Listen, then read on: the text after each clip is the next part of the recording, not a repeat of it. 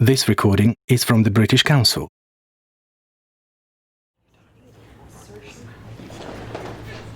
Earlier on in today's lecture, I mentioned the importance of hand gestures and said that I'd touch on some of these. Pardon the pun. Hand gestures are, of course, often culturally bound and can vary from group to group.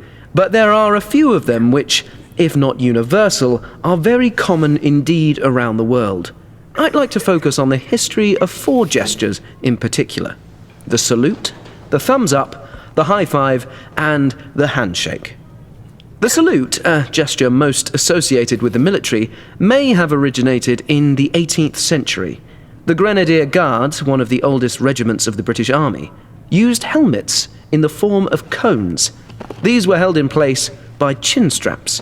It was difficult to raise your helmet when greeting someone, so the soldiers simply touched their head with one short movement of the hand before quickly putting it back down again at their side.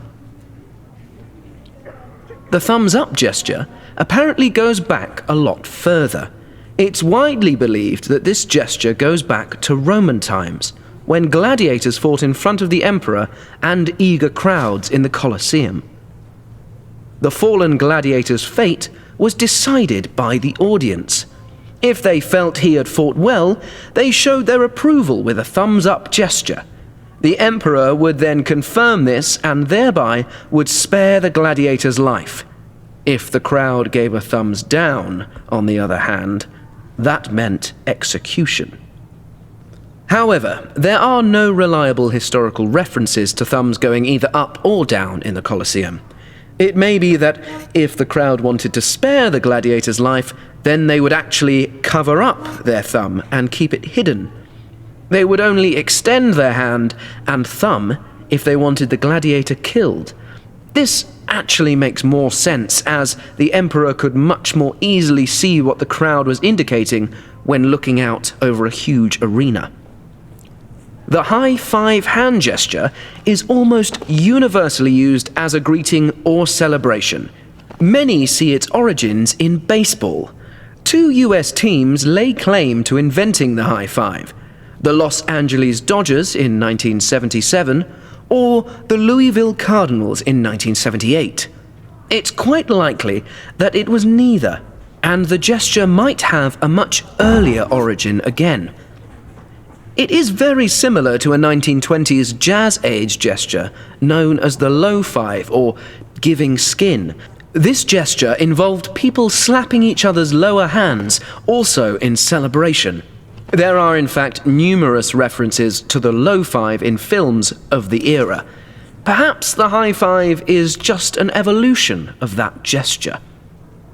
The final gesture I'm going to mention today is the handshake. It dates back as a greeting at least as far as ancient Greece. In the Acropolis Museum in Athens, the base of one of the columns shows goddess Hera shaking hands with Athena, the goddess of wisdom and courage. It's thought that shaking hands rather than bowing or curtsying showed both parties as equals. In 17th century marriage portraits in Europe, we find many examples of handshakes between husband and wife.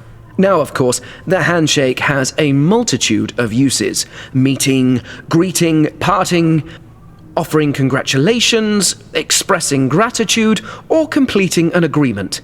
In sports or other competitive activities, it is also done as a sign of good sportsmanship. In this way, the gesture has not strayed from its original meaning to convey trust, respect, and equality.